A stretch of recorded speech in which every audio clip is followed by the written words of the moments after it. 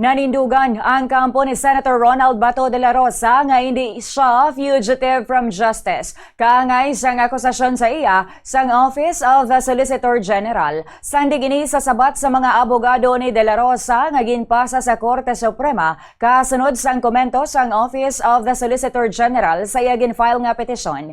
Gininsister ni Attorney Israelito Torion ang legal counsel ni de la Rosa nga dapat magpagwa na gilayon ang Supreme Court sang temporary restraining order o kung TRO o kung status quo anti-order batok sa implementasyon sang arrest warrant sang International Criminal Court. Ginhingyo man sini sa High Court nga balabagan ang Department of Justice, Department of the Interior and Local Government, National Bureau of Investigation, ang Philippine National Police, kagiban pa amo man si former Senator Antonio Trillanes IV, kagiban nga nagahulag sa idalom sang ila otoridad nga dakpon, i-detain, i-transfer, itugyan o kung kuhaon si de la Rosa sa Pilipinas base sa ICC warrant, Interpol Red Notice o Diffusion, Philippine Center on Transnational Crime Communication, foreign o international request o executive directive na wala sang valid nga arrest warrant halin sa Korte sang Pilipinas. Ginpangayo man ni de la Rosa nga punggan ang mga otoridad sa pagsulod,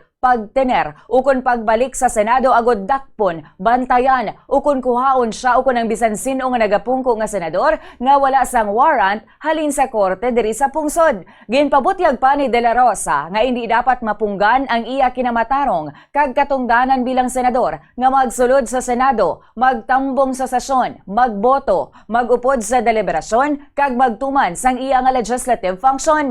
Magluwas sa temporary restraining order o TRO, ginpangayo maniya sa Supreme Court nga magpagwa sang writ of preliminary injunction kag sa ulihi permanent injunction. May kaangtanan sa nasambit nga mga relief. Matandaan nga Domingo Mayo 17, sang gin-release naman sa publiko ang 74 kapahina nga komento sang state lawyers sa pagpanguna ni Solicitor General Darlene Berberabe. Gintawag nila si de la Rosa nga fugitive from justice nga nagamanipula sang legal system agod nga palagyuhan ang arrest warrant sang International Criminal Court nga gin-issue sa tupang November 2025.